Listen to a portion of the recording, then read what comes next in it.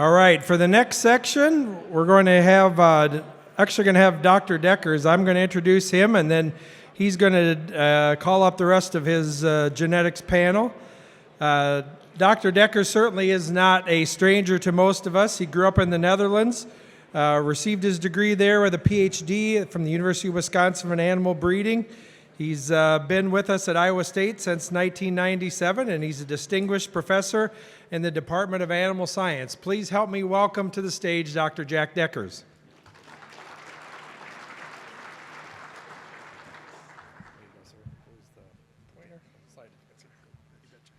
And if I could have the first slide, there we go. Okay. So I didn't make it to the first Pig Livability conference, but I hear it was very good.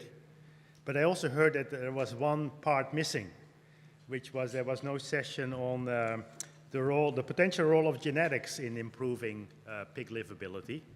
And so when I joined the team, I set it as my mission to make sure that there is a session on the role of genetics in improving pig livability. And then, of course, they immediately put me in charge of it. So you get what you ask for, I guess. But I've been very fortunate to be able to hook up with three industry experts on genetics, and they represent three of the major breeding companies that are operational in North America. And the way we've organized it is that they each will talk about different aspects of what breeding companies are working on in this area. And it doesn't mean that they're the only ones who are working on that specific aspect.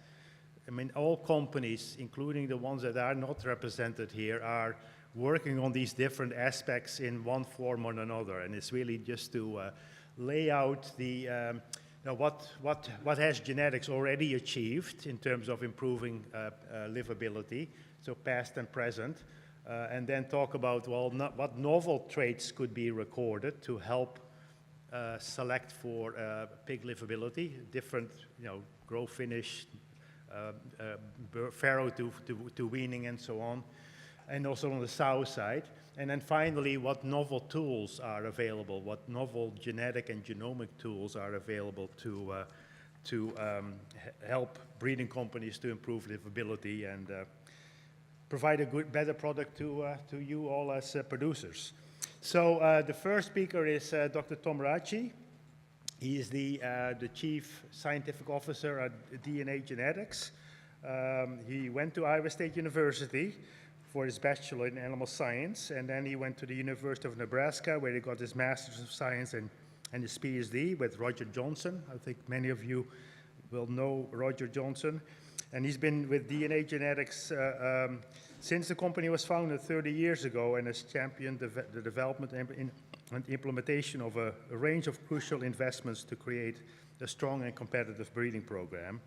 And he's also dedicated his career to ensuring a continued and sustainable food supply through genetic innovation in the livestock industry, and he's played an integral role by pioneering science. So, Tom, the floor is yours. Let's please help welcome him.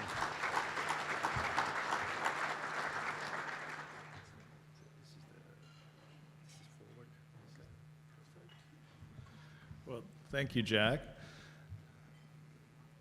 Let's see, do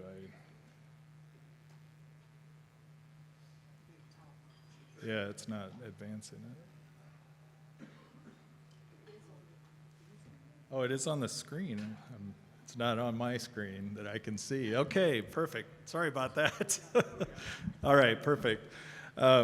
Yeah, as Jack mentioned, my goal today is really to kind of lay a foundation for this subject and really kind of go through the basics. And I'm going to try and do all that in all of 15 or 20 minutes, so bear with me. But the subsequent speakers then are kind of build on what I'm saying, but I hope to leave everyone with how we've looked at approaching improvements in mortality from a genetic standpoint and what it takes to do that and what the challenges are, and why I think one of the key messages today is why we need your help and why we need commercial producers' help to make this successful. So we'll get through all of that during the next few minutes. But the traditional approach, I think everyone's familiar with this, to genetic improvement is that typically what we're going to do is we're going to define a trait of interest. That might be growth rate or litter size.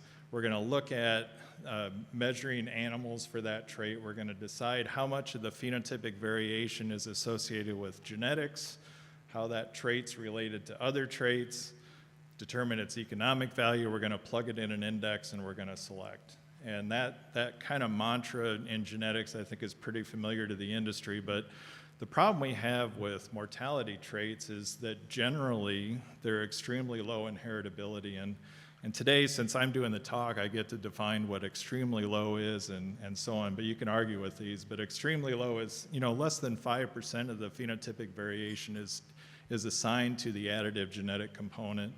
Low might be that 0.05 to 0.1, and then we get into the moderate and high. And traits like carcass traits are easy to move. We can make a pig fat or thin really fast.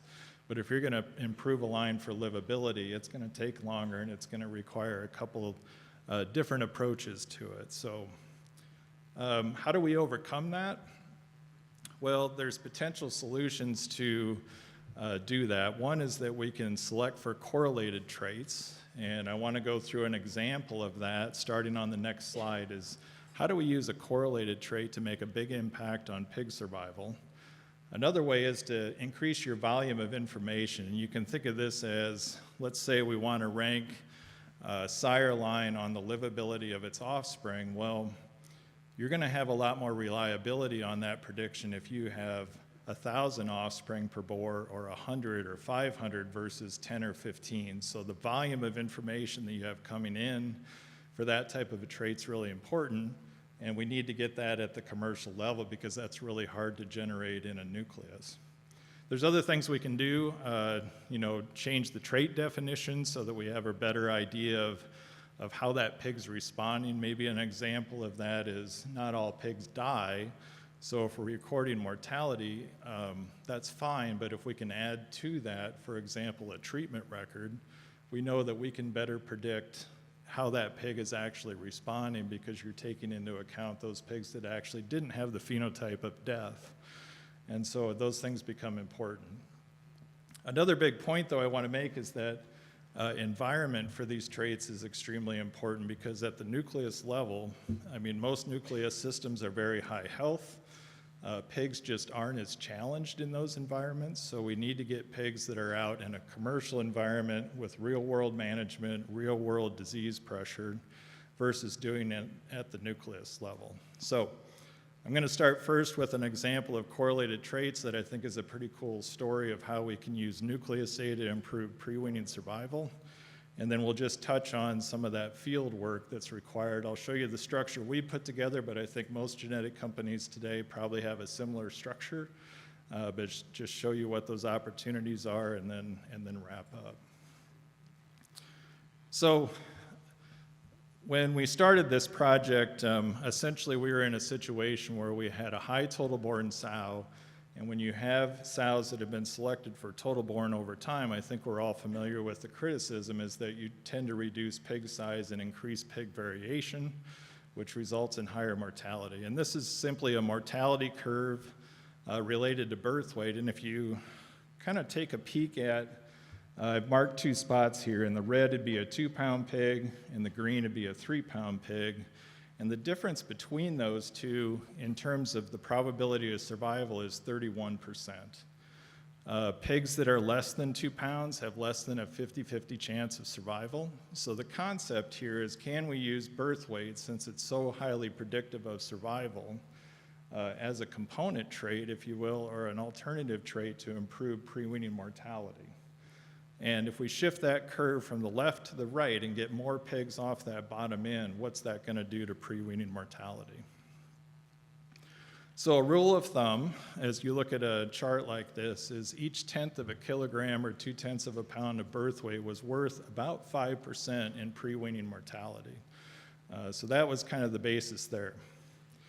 If we look at the data set that we had at the time, and this is a fairly old chart actually, this is the relationship between litter size and birth weight, so total born and birth weight. As you might expect, as litter size goes up, the average pig weight goes down, and there is quite a bit of variation around that mean. If you take this exact same data set and plot that then against live pigs at day 5, which is an alternative definition of litter size. So with LP5, basically it's litter size at day 5, so there's some component of survivability in that measure, but that relationship basically goes flat. And if you think about that, that probably makes sense. So if I'm selecting on live pigs at day 5, I'm putting some pressure on pig quality and pig size, but in this data set, you can see that's a 2.65 pound pig, and if you think of that prior slide, that's still not up in that range of pigs that has a better than 90% survival rate, which is 3 pounds and higher. And so if you also look at this chart, these sows that are on the far right, so those are your quote-unquote good sows, right? Those are the high LP5s, but there's still a wide range of birth weight at that particular level. So they're having high litter size.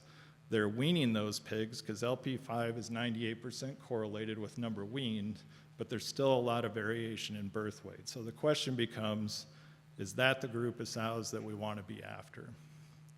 So that's the direction we went. Birth weight's a fairly complex trait, so when you think about it, kind of go back to the equation, phenotype is genetics plus environment.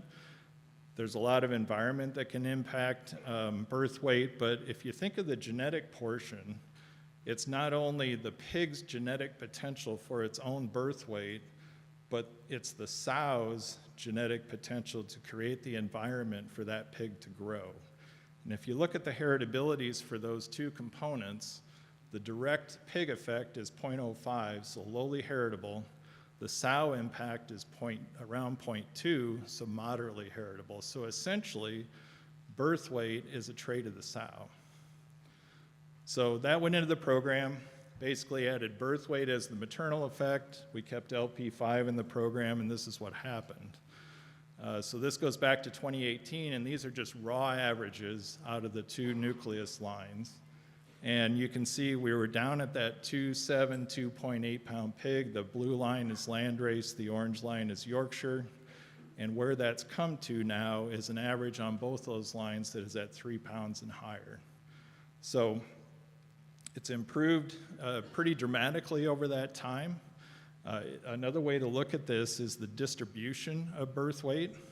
So in 2015, 80% of the pigs were in the range of 2 to 4.5 pounds.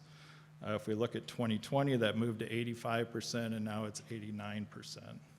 And if you look at those pigs that are below 2 pounds, that's basically been cut in half. And so essentially, that selection process has moved that chart from left to right. The variation really hasn't changed. I've looked at that in this particular slide, but the variation in birth weight hasn't changed, but we've moved that curve from left to right. And at the same time, what's happened, I think with litter size is also really interesting. So this is the genetic trend for landrace, and this was a bit of a surprise to me when we added this, but the dotted line is the genetic trend for total born. The solid line is the genetic trend for LP5. So when we added this, this correlated trait, essentially our genetic trend for total born completely went flat. And all of our response in LP5 was coming from a better quality pig because we were reducing pre-weaning mortality. If you look on the far right, and you'll be able to see this better on the next chart, we're starting to see a positive trend in total born. And so if you look at the Yorkshire, it was pretty flat, then it started to increase, and now they're kind of moving together. So one of the questions that we often get is, okay, can pigs get too big? And I think you'd argue that yes, they can.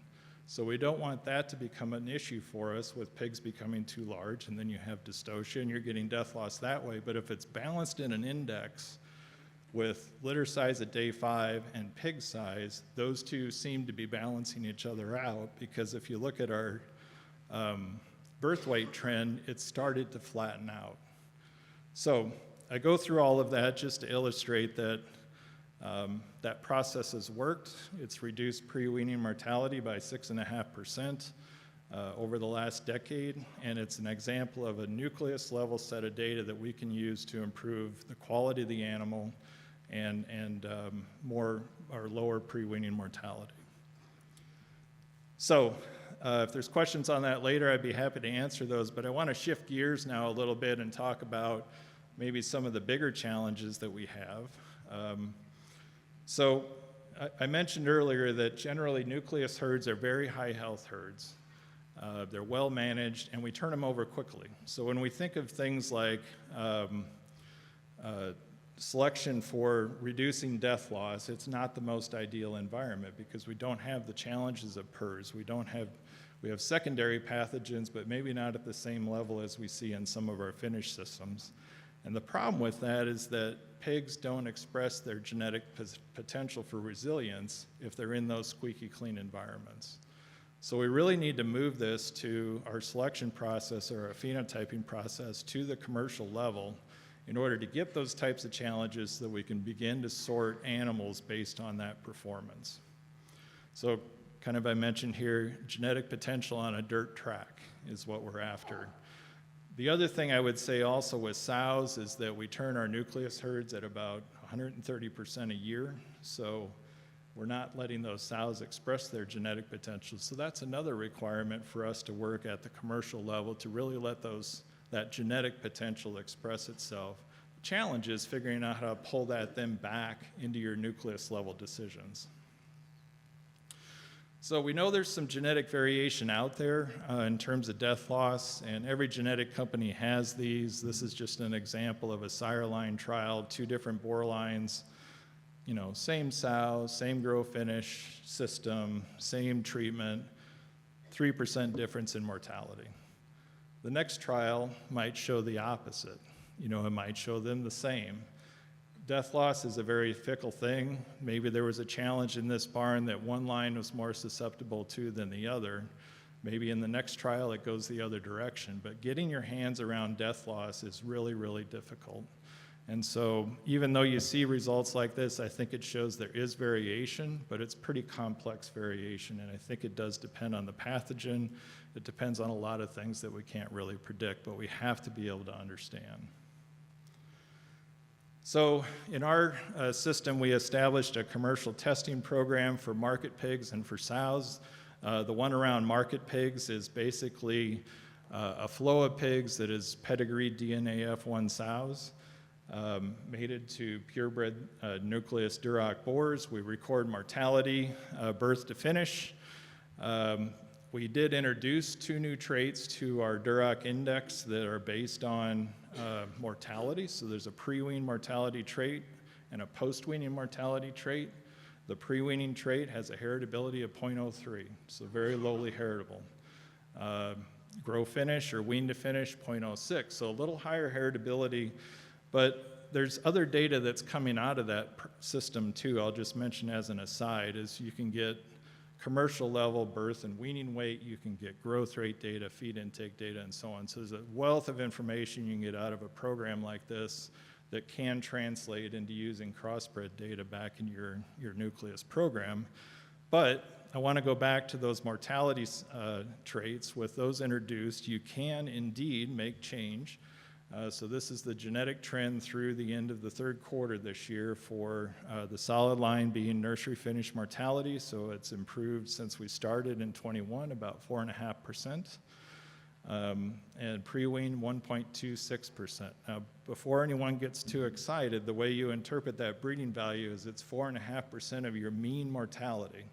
So if you're at 10%, you're now 4.5% less than that, or about whatever that math is, 9.9 or something like that. So it moves at the same rate as other traits. It's going to move at 1 or 2% a year, but it's steady improvement, and it just demonstrates that indeed you can take a very general description of a trait, even with low heritability, and you can make progress. You can make that work. But where we need to go with this, I think we need to go deeper. One example of that is this is a genome-wide association study chart with pigs that were in our program. So the phenotype is live dead, and what you see across the bottom, if you're not familiar, are the 18 pig chromosomes. And if you see those spikes, those are regions of the genome associated with live or dead. So the one there on 7, that's the major histocompatibility complex. It has a lot to do with the immune response. You would expect, maybe not surprised to see one there, but 14 seems to be associated with some innate immune response. So this is an example where you take this live dead phenotype, but you're going deeper and actually looking at the underlying genetic variation. And I think that's where we need to go with some of this research. So there's other things we can do. We can select for natural resistance, like resistance to F18. We'll be able to go deeper on the genomics tools, gene expression, metabolome, and so on. We might control these environments directly relative to pathogen exposure or different environments that we put the pigs in so we can get the phenotypes that we're after. And of course, we can add the commercial crossbred traits. So lots of potential going forward, lots of things that I think everyone's working on. And I'm really down to the wire, I think, Joel, so I'm going to use these last 2 slides.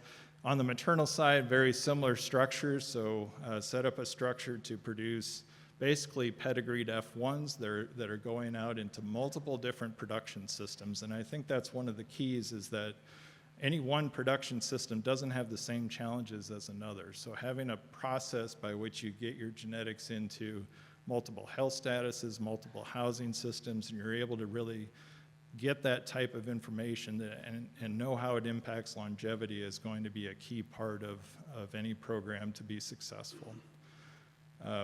We have introduced the stayability trait. I don't have a lot of time to go into this anymore, but it's just retention through parity 3. The chart shows the data that is in that initial data set. That big pink box in there is fertility. So that's a failure to cycle or failure to breed. And I know this is a livability conference, but I just want to point out that the orange box is death loss. The pink box is still the main driver of sow retention in terms of fertility. So when we look at improving sow retention, we really need a trait that gets at not only death loss and structure and prolapse and so on, but we have to attack that fertility issue. So again, heritability about 0.06. It's well over 90% correlated with some other key things in there like prolapse rate, fertility, overall herd life. And what's interesting about that trait is that in terms of how genetics could have impacted mortality over time, sows that are having high retention, there are small but undesirable correlations with things like pig size.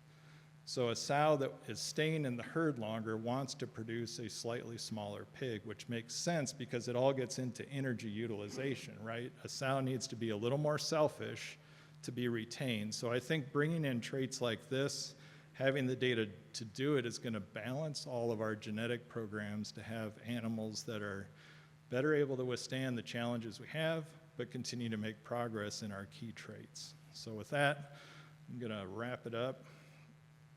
And I think I'm out of time, but those are my key points. We can dwell on those. Thank you.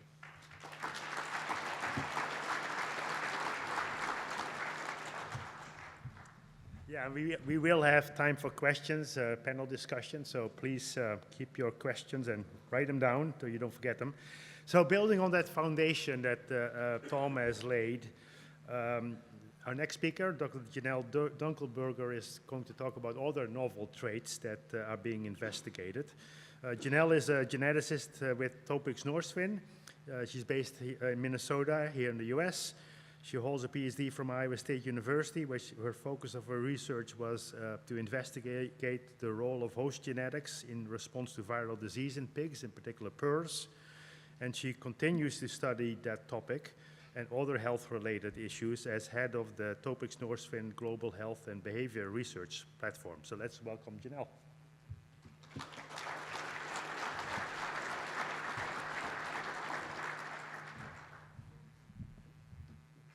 Right. Good afternoon, everyone. Thank you very much for the invitation to speak with you today. I'm really looking forward to sharing with you about some of the work that we're doing to look at breeding pigs for enhanced livability with a focus on novel traits.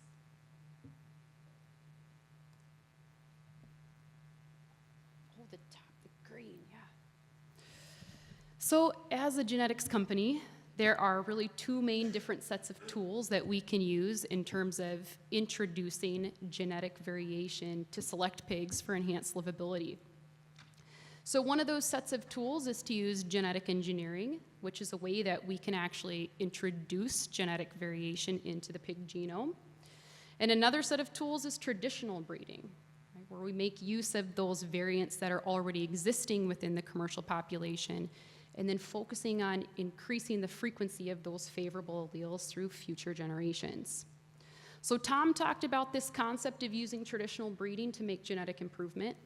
I'll continue on that path of talking about how we can capitalize on natural variation to facilitate genetic improvement. And then Lucina will follow this by talking more about the set of genetic tools of using genetic engineering. I'm also going to introduce a new term in addition to livability, which is resilience. Because our focus as a breeding company is actually to look at breeding pigs that exhibit intrinsic resilience to challenges. That's our focus. And we're really defining a resilient pig as one that not just survives, but also one that is going to thrive in the current and future production environments. So we'll start here by talking about some of the things that we're doing to focus on breeding pigs for enhanced resilience under just conventional health conditions. So Tom did a nice job of introducing some of the challenges that we face as breeding companies in terms of improving resilience and livability in our animals. And a lot of those concepts come back to the fact that we rear our most genetically elite animals in a very particular way. And that way is not always reflective of the challenges and experiences that our animals are going to face in commercial conditions. So we have to find a way to kind of fill that gap.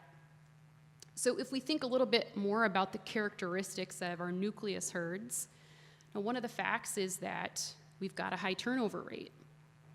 And that's necessary because we have to constantly bring in that next generation of genetics to make sure that we're evaluating that next generation.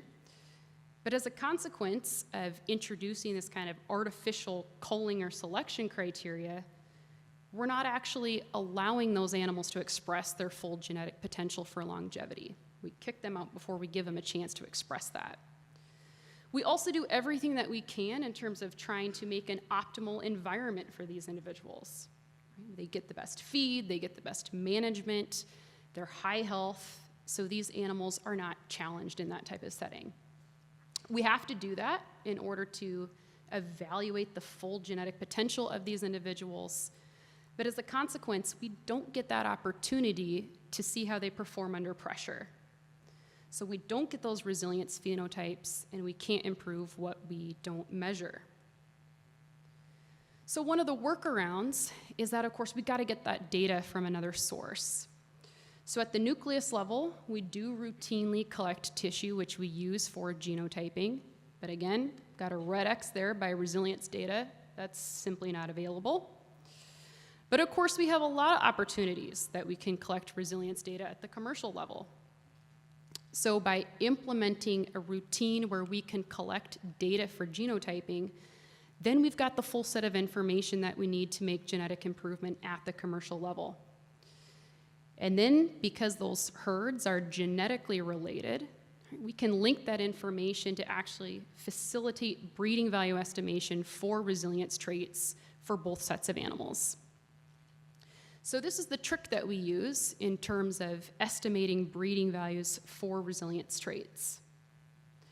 And just as an example, we have several farms here in the US where we have these detailed phenotyping and genotyping schemes in place where we can collect genotypic information but also detailed phenotypes on animals at the commercial level, which then serves as what we call a reference or a training population to facilitate breeding value estimation for resilience traits. So we have data here coming from farms in the US, for instance, that we use to estimate breeding values for sow longevity to parity 2 and to parity 5, as an example. We've had that in place already for over a decade, But you can see that even so, we can still continue to make genetic improvement in a trait like sow longevity. That's really the best and only way, unfortunately, that we can attack that number one reason for sow death loss in U.S. commercial herds, which is irritating. It's unknown, it's other. So the best that we can do is simply breeding animals that are going to have a better longevity. We have a little bit more insight if we look to some of the other top reasons for sow death loss. Number 2 being feet and legs, and number 3 being vaginal or uterine prolapse. So there we also have specific emphasis on creating breeding values and selecting for reduced incidence of these specific reasons of sow death loss. That together, then we can make even more progress in improving sow longevity. So one of the examples that I'll focus on in terms of enhancing resilience or longevity when it comes to feet and legs is osteochondrosis. And I'm going to highlight this one because it's a main reason for removal due to feet and leg issues. It's a nasty thing that causes, of course, all kinds of issues, ultimately resulting in extreme pain. So we have a phenotyping system in place since 1990. This started by performing necropsies on animals and actually dissecting that animal to look at severity of osteochondrosis at 8 different locations in the animal. And then assigning a score to assess the severity of the osteochondrosis at those different locations. Then in 2008, we started CT scanning animals.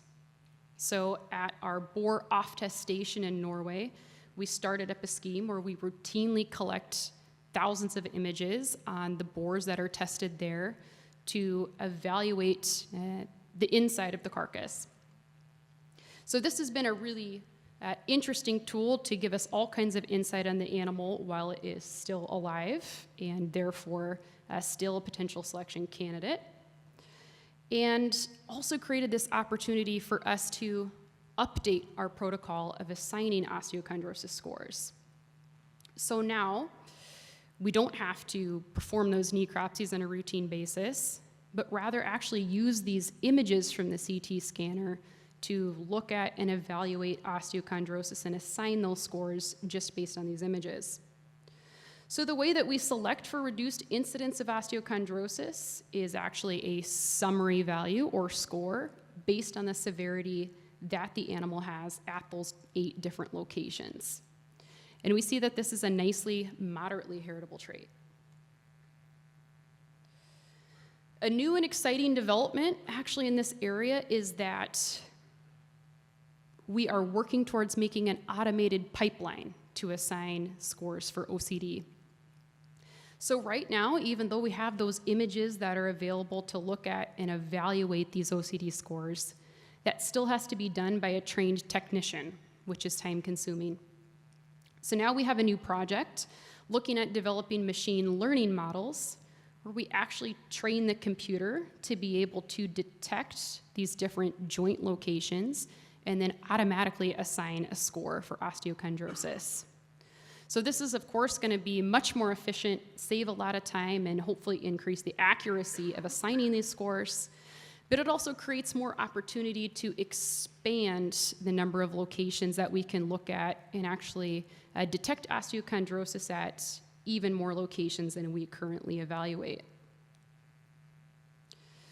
I mentioned that we've been selecting for reduced osteochondrosis since 1990. But even so, we can continue to increase the reduction of osteochondrosis over time. And the number 3 reason for sow death loss or removal at the commercial level is vaginal and uterine prolapse. And there we actually launched a study in 2019 where we had this objective of wanting to get a better understanding of the role of the host genome in susceptibility to POP. So we started this study using data that was already available as a result of that detailed phenotyping and tissue collection scheme that we have in place at one of our US farms, which I mentioned in the beginning of the presentation. So that already provided this opportunity that we could use to estimate heritability of POP.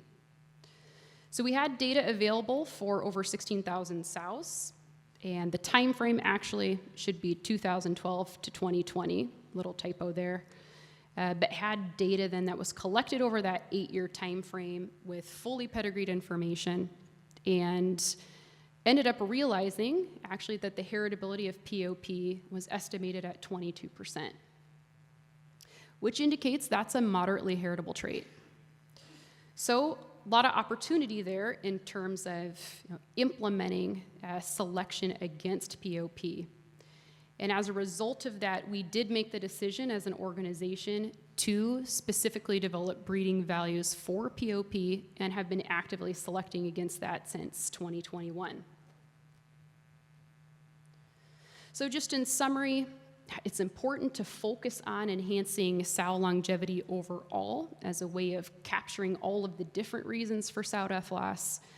But then we can refine that even further and make additional improvement and increase our rate of genetic gain and improving overall resilience by selecting on some of these specific sow death loss reasons, particularly focusing on these number 2 and 3 categories of improving feet and legs, as well as reducing susceptibility to vaginal and uterine prolapse.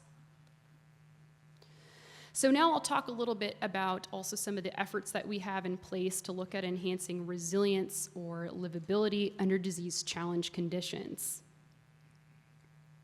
So our breeding goal here is to focus on breeding pigs for enhanced disease resilience, but we can do that in different ways.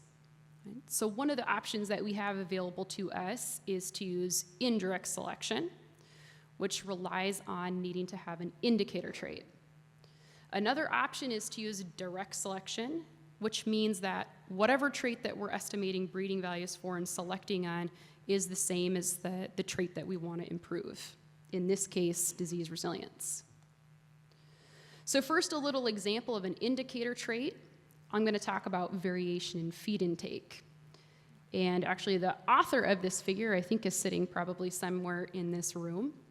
But former lab mate of mine, Austin Putz, who came out with this publication of looking at using variation in feed intake as a resilience indicator. This is a figure from his publication where that regression line that you see indicates the expected feed intake of the individual. Then the deviations from that line, above and below, indicate the actual feed intake. And what he shows is that you can actually sum those blue shaded areas to get the total variation in feed intake and use that as an indicator. So then he looked at the relationship between this trait, variation in feed intake, with performance of these animals under a natural challenge conditions, and saw that lower variation in feed intake was actually associated with lower mortality, lower number of treatments, and also greater average daily gain in the face of disease challenge. So lower variation in feed intake being an indicator of greater resilience to disease challenge. And we had a look at this using our own data, and we're actually able to validate that. So we saw that sires that have breeding values for lower variation in feed intake did indeed have progeny with higher resilience. So those progeny had greater survival in the face of a disease challenge. So we actually have variation in feed intake in our selection index as an indicator of resilience as a result of this work. Right, so that covers the idea of using indirect selection or an indicator trait to improve resilience. And then I mentioned the other option is to use direct selection for breeding values for disease resilience themselves. So this is also something that we're developing. This requires a lot of work because as we discussed so far, resilience is one of those traits that it's simply not expressed in the absence of a challenge.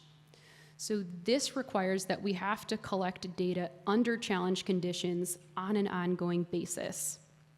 So what we're doing is we're collecting information from trials where these animals are exposed to PRRS as well as other disease challenges, in addition to the genotypic information. And then data coming from those different sources is combined into a training or a reference population that we use to estimate breeding values for disease resilience. We've also been able to show that this approach of collecting data in this way is effective at being able to predict resilience. So here I'm just showing some results from an early validation trial that we conducted, where we used data from a previous challenge trial as this training population to predict resilience breeding values for all boars at a single stud in the US. Then we just simply ranked those boars based on their breeding values for resilience. We took the top ranking boars for resilience to be sires of this high resilience progeny group, and then the bottom ranking boars to be sires of this low resilience progeny group. So equal numbers of animals within each of these groups. We subjected them to a PRRS challenge, where we experimentally inoculated each pig with highly pathogenic strain of PRRS, and they were also co-infected with other diseases. And what we saw is that half as many of those high resilient pigs died in that critical time frame post-PRRS challenge relative to the pigs in the low resilient group. We've since conducted a number of follow-up studies and additional validation trials to look at the efficacy of selecting animals in this way. And we've seen that this is effective across genetic lines, also following exposure with different PRRS isolates, and also in different co-infection models. So to conclude, selection for enhanced resilience is necessary to breed pigs that not only survive, but also thrive under commercial conditions. We do see that there's substantial opportunity to select for enhanced natural resilience at the commercial level, but this means and requires that we have to get those data from a commercial environment. We also see that resilience to infectious as well as non-infectious mortality reasons can be improved via traditional breeding. So with that, thank you very much for your attention.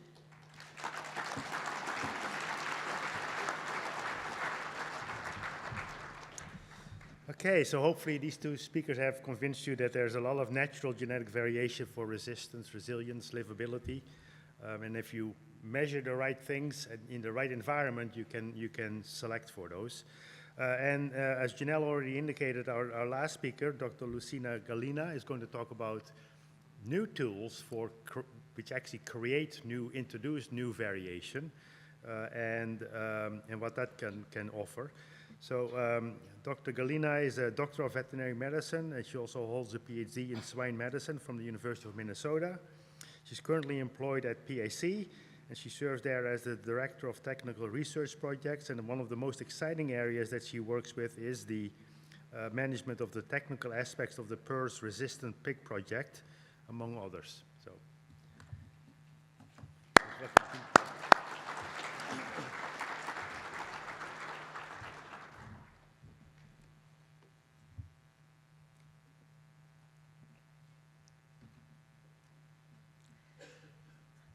Good afternoon. I would like to thank you, Dr. Dekkers, for the invitation to be presenting our studies here. I'm very honored to be presenting at this Congress today.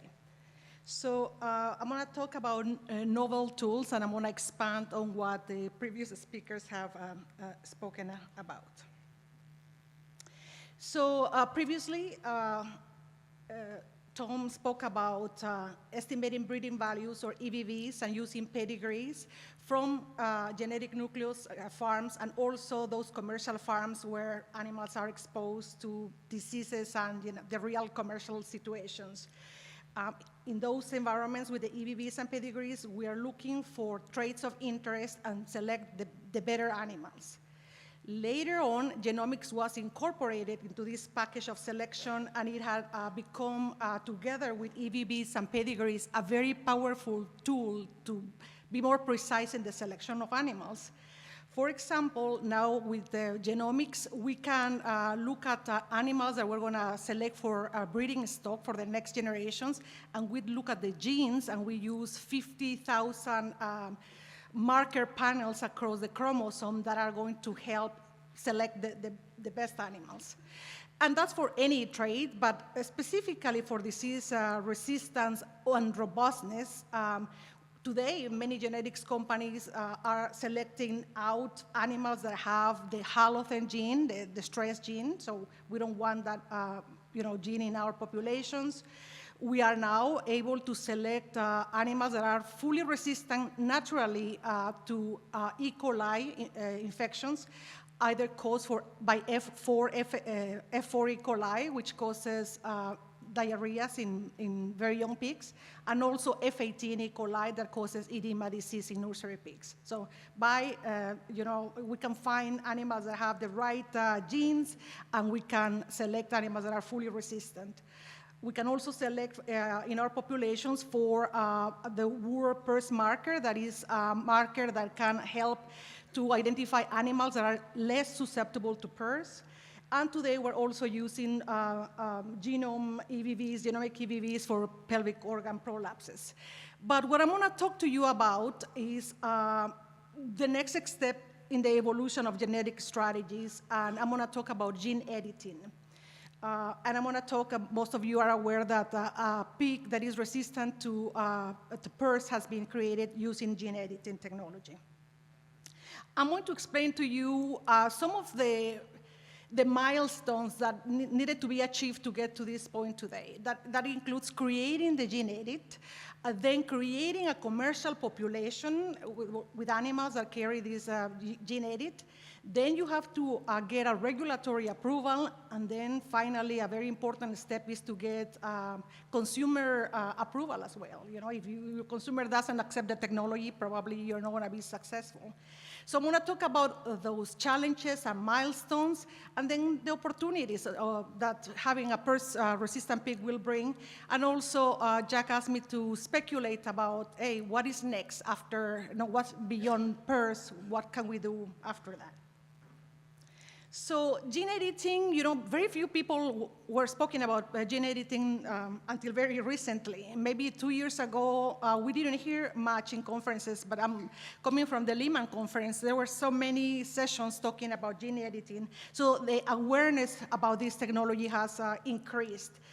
Very recently, the candy maker Mars has partnered with a biotech company to create gene-edited cocoa. Probably you heard of 3 recent cases of diabetic patients that were terminal. They were waiting for an organ transplant from a kidney because they needed to be on dialysis, waiting for a human organ. It takes many years, and many people die without getting those organs. And it was very exciting to hear that a company called Revivicor has created pigs that are donors of their kidneys, and these kidneys have many, not one, but many gene edits that are going to be allowed that when they are transplanted to humans, they are not easily rejected, they don't transmit viruses from pigs to humans, etc. So I am aware of 3 cases in the past year and a half, and I know that the last 2 recipients of the organs were still alive, so that's a major milestone. Recently, I also heard about pancreatic cells being transferred from pigs to humans, so the opportunities are really increasing. So now coming to the PRRS gene edit, I want to tell you a little bit about the background on how this works. So gene editing technology means that you can change a small part of the gene, or maybe a small part of a gene, and in the case of PRRS, we were able to delete a small portion of a gene called CD163. The beauty of the work, even though it has taken us a long time to get to where we are, when this work began, it was already known that there was a receptor in the monocytes or macrophages, which are the target cells for PRRS, and this receptor is called CD163. And it was known that that was indispensable for PRRS to bind and replicate within the macrophage. So the University of Missouri did some studies with gene editing, and they removed the entire gene, the CD163 gene, and when infected with, when they created pigs that were edited and infected them with PRRS, both from type 1 and type 2. Type 2 is the North American PRRS, type 1 is the European PRRS. The pigs were fully resistant. But they use a technology called CRISPR-Cas9 that basically they are what I would call simply genetic scissors that are going to be able to remove specific receptors, etc. So as you can see in the slide, when you remove the gene, the PRRS virus is unable to attach. But that gene has some important functions. So the Roslin Institute then refined the concept, and they realized that if you can see in this picture, imagine that this is a macrophage or monocyte, and this is CD163. It's like a chain of 6 pearls or domains. Domains are units of a protein that have specific sequences, and then they fold in a specific ways three-dimensionally. So they have very peculiar individual functions. And what we learn is that this domain number 5, so it's just one of the pearls in this beautiful necklace, only that pearl is the one that is indispensable for PRRS. So since CD163 has important functions like removing hemoglobin from the blood system and other functions, Roslin just created an edit removing that very specific portion. And today there's no known function for domain 5. The only thing that we know is that the virus attaches there. So that is actually the PIC gene edit that we have today, only removing domain 5 from the CD163 gene. So that was the first step that you had to achieve. This took a long time. And after that, you have to prove that, when you challenge animals with different strains, that the edit is working, and you also have to prove that there are no deleterious effects, that those pigs grow, produce, and reproduce well. So as you can imagine, this portion is a huge task. And then yet another big task, probably a very complex task, is creating a commercial population. These things don't happen overnight. Probably you heard recently that the Roslin Institute created a gene-edited pig that is resistant, fully resistant to classical swine fever. So that's very exciting. That was in the news just very recently. They are in the first step. The many steps will follow that first step. So to create a commercial population, PIC did an embryonic gene edit. So you have a sow that has been fertilized with a male of a high merit.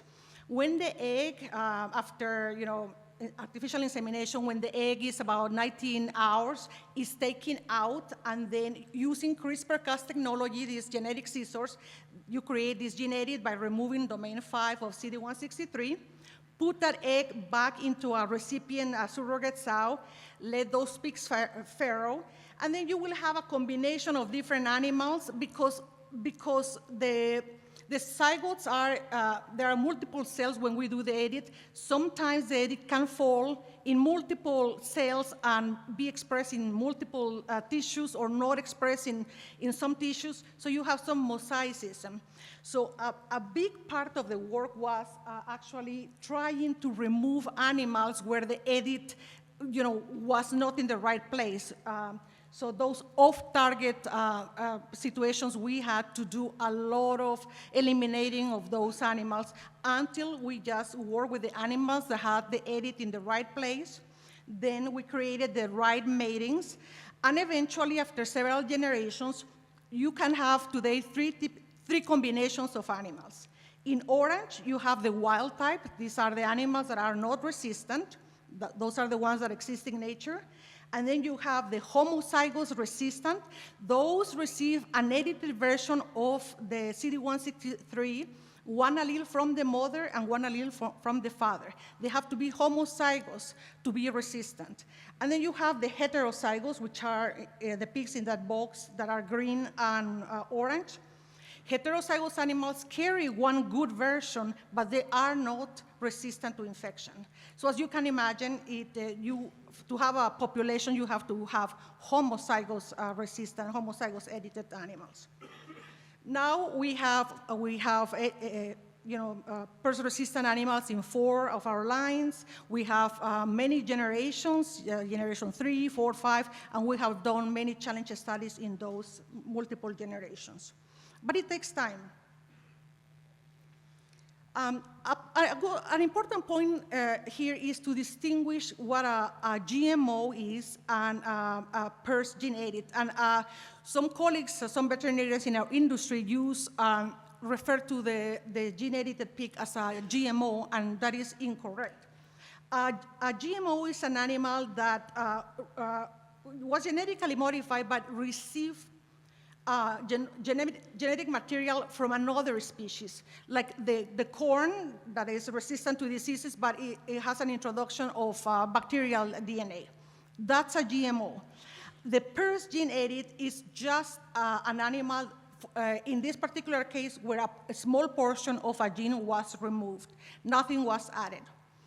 And this is important mainly because of regulatory reasons, because we need to get approvals to commercialize these pigs globally and in each country. So each country, in many countries, is not allowed to commercialize animals that are GMOs.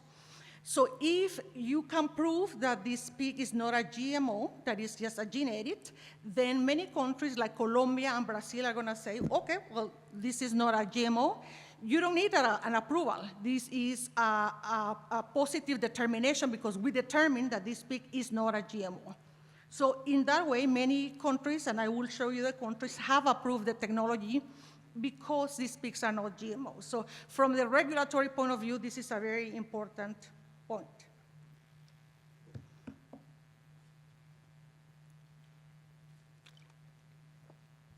The other huge milestone is gain regulatory approval, and this year, in April 30th, PIC received in the USA an FDA approval for the technology to create PRRS-resistant animals, determining that this technology is safe and effective. So that you understand the timing, from the time that the University of Missouri published the information about their gene edit until this date, when PIC received the FDA approval, there are 10 years of time in between. So it has been a long and painful wait to get to this moment. The good news is that many countries follow the regulatory approvals from the US. They trust them, they know they are stringent. It took us several years to get the approval because there was no path. Nothing like this had been done before. So we work together with the regulatory agencies. So I am confident that as we go forward, if we are gonna do another edit, the path will be shorter. But it was long. To gain approval, the pork market is connected globally. So we have an approval in the US today, but it doesn't mean that we're gonna commercialize today because we export to Mexico, to Canada, to China and Japan, and we're working really hard to have those regulatory approvals. So until that time, we're not going to commercialize until we have those approvals.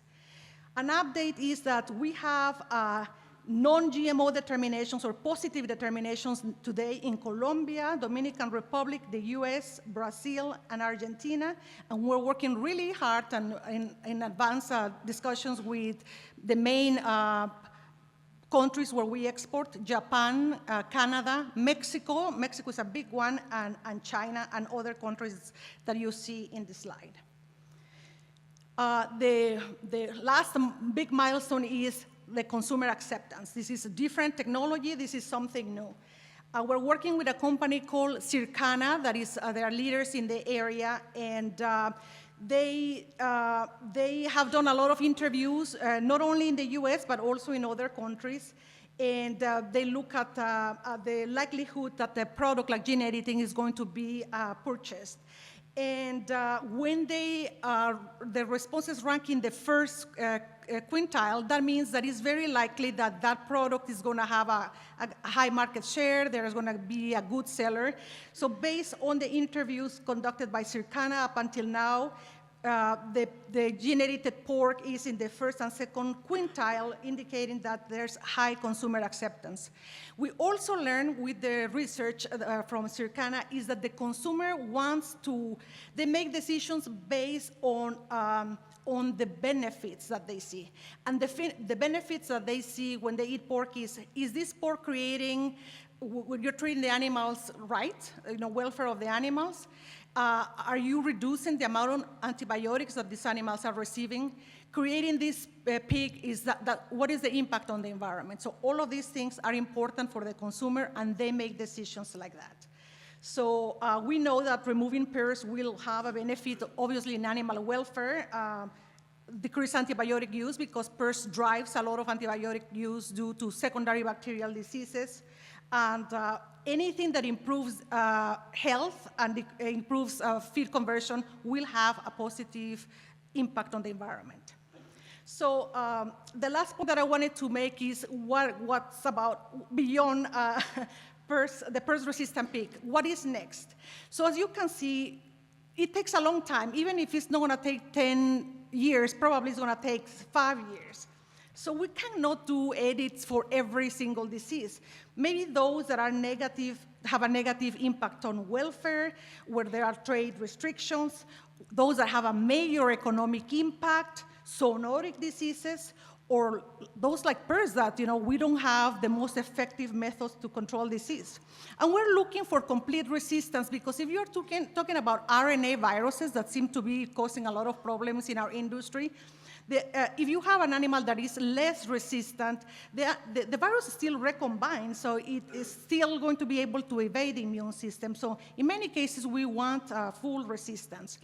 Obviously, ASF is the one that is in the top list, and everybody has an eye on having gene-edited animals for ASF. Classical swine fever, we just heard that the Rosling Institute created that pig.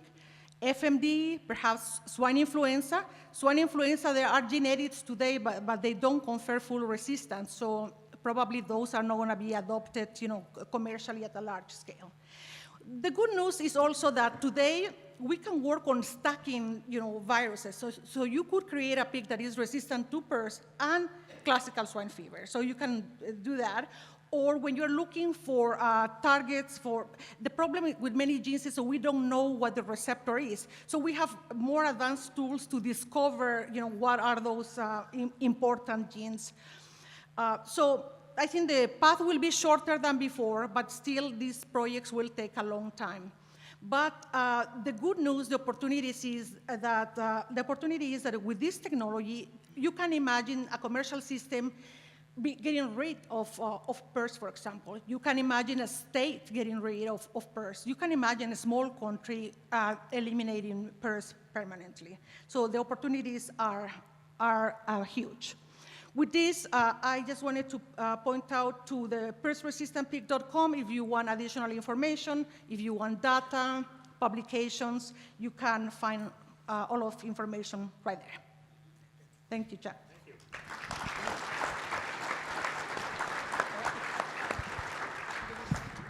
Okay, thank you. If I could have all three speakers up here for our panel discussion. So I hope all of you are now convinced that there is an important role for genetics in improving pig livability, and a lot of opportunities to use existing genetic variation and capitalize on that, but also with the new tools like CRISPR, the gene editing, looking at novel variation. So questions from the floor. I'll start with one, and this is more for Tom and Jenelle. So as both of you indicated, if you don't measure it, you cannot improve it. We have now a lot more technology to measure, to observe, using cameras in farrowing stalls or sensors. So what are the opportunities of those technologies to help us improve pig livability?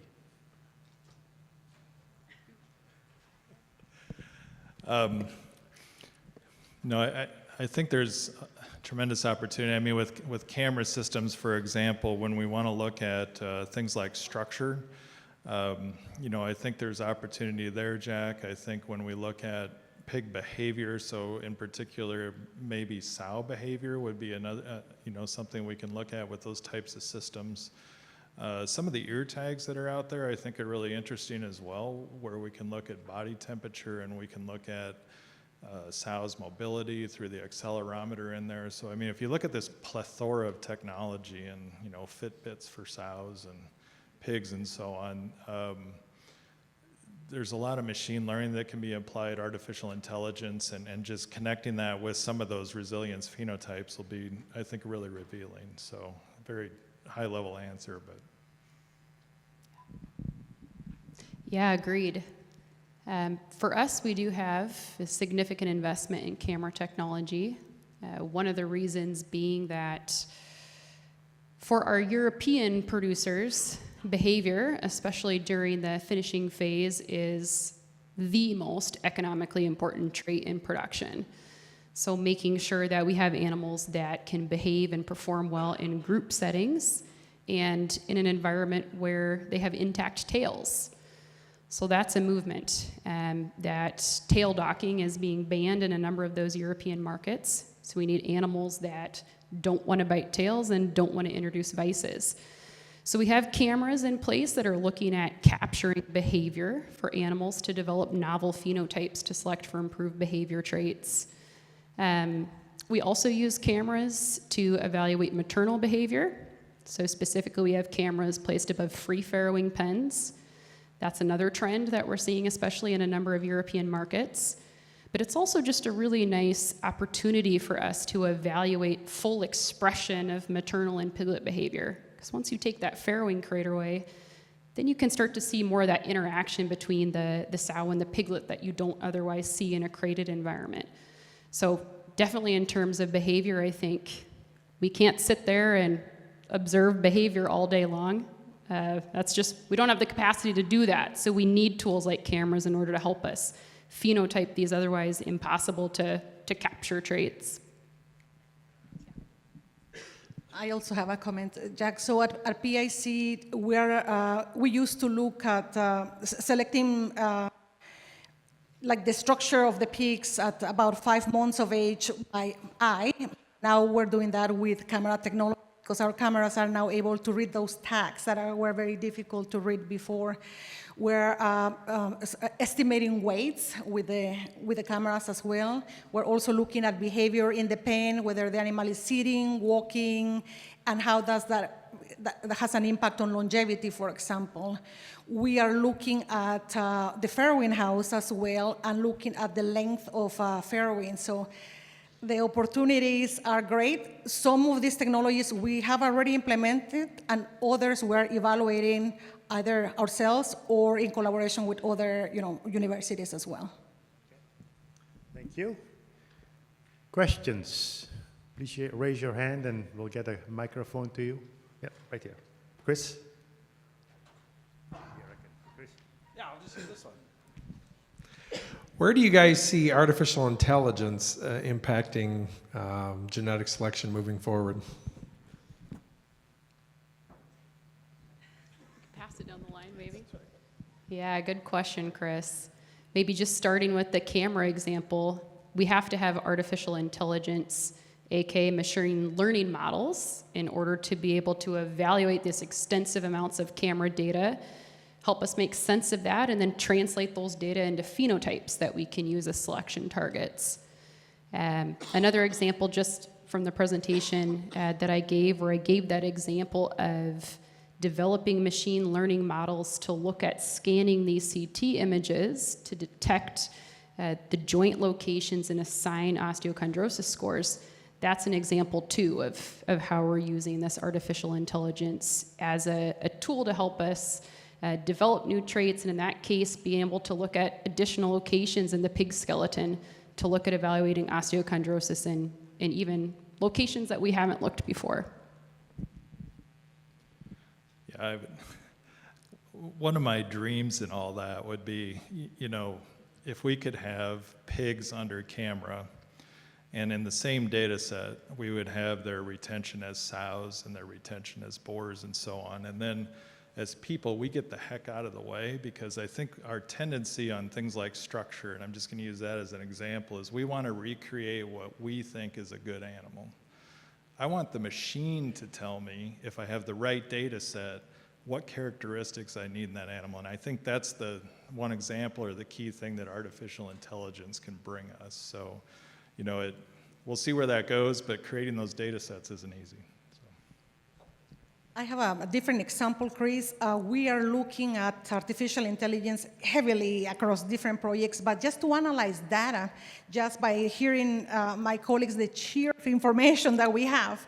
One project is we're studying osteochondrosis, which is a huge problem, probably not so well recognized in our industry, in boards and dams, et cetera. And we have done metabolomics studies to profile, you know, is there something different in animals that will have osteochondrosis versus the siblings that survive? And we have a lot of data points and a lot of metabolites that it will take a long time to analyze. So we're using artificial intelligence to look at that data, different combinations that it would be impossible for us unless we had to hire more people. So a huge, powerful tool that can help us. Okay, thank you. Okay, I'll ask another question on gene editing. So we all know that pathogens, and especially RNA viruses, they mutate very quickly, they evolve, they find their way. So what's the danger that the virus eventually finds another way to get into these cells and infect them? Yeah, this is the question that I get asked every single time I talk about the PRRS-resistant pig, and it's a very fair question. Specifically, RNA viruses change. They mutate, they recombine. In the case of influenza, they reassort, and they have new forms of the virus. It is a valid question. We don't know exactly what's going to happen with PRRS. I can only speculate. Dr. Holcomb said in the morning that this virus is a very evolutionary intelligent, so I like that concept. I have looked at information in the past. So you have some viruses like the coronavirus or even flu, that is one of the ones that mutate frequently. The viruses mutate, but the receptor in the host continues to be the same. But if you really look hard in the literature, there are some viruses that find other receptors. It's a speculation. My speculation is that it is possible, although I don't think it's going to be something that would happen immediately. The only thing that we can do is control that we can control. And the way we address this is that we challenge animals with many different types of PRRS virus, especially the ones that are very pathogenic, very contemporary. But we also look at viruses in different times of the evolutionary, timeline, like the Lelystad virus, that was one of the first viruses recognized, and others that arose after that. After 3 decades, we have looked at viruses across that evolutionary timeline, and we find the same outcomes. So I don't have a crystal ball, but we control what we can control with challenge studies, and that's the best way I can answer that question. Okay, thank you. Oh, question here, last question. As we start to go forward on genetic selection and we got a lot more tools, how do we sort out the epigenetic effects? Tom wants to start. Obviously a very tricky question. I don't have a good question, but I think that we have to start paying more attention to epigenetics. There are some studies there. There are not very many studies. I think this is an area where we need to do more investigation, for sure. Yeah, are you thinking of like maternal impact on downstream performance and so on? Yeah, I mean, that would be a whole new level of complexity. I mean, I think if you think of this as building blocks, I mean, kind of where I started in the talk, that basic breeding value, Jenelle looked at the the second level of detail. But I mean, we're going to have the data sets to start to look at some of that impact, you know, methylation patterns and things like that. So I don't know where that would go. I think it'd be something that'll be in the repertoire, but I don't see that happening right away. I think we got some low-hanging fruit first. So. I don't think my answer is going to really satisfy your question, Paul, but I'm just going to say disclaimer. I'm responsible for health and behavior research for our organization. And we have a whole nother group focused on genetics and genomics. And that group does have active projects looking at the role of the epigenome. For instance, we're part of a consortium in Europe called Breed for Food in partnership with Wageningen University in the Netherlands. And there is a project there with a specific emphasis and focus on trying to understand the role of the epigenome and how we can take advantage of that. But unfortunately, I don't know the details or where they're at in terms of progress of that project. Okay, well, we'll end the session here. So let's thank our three speakers. And I'm going to turn it back over to Chris.